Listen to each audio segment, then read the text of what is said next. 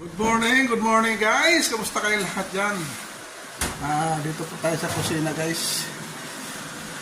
Naluto tayo ng ito guys corned beef na may ampalaya.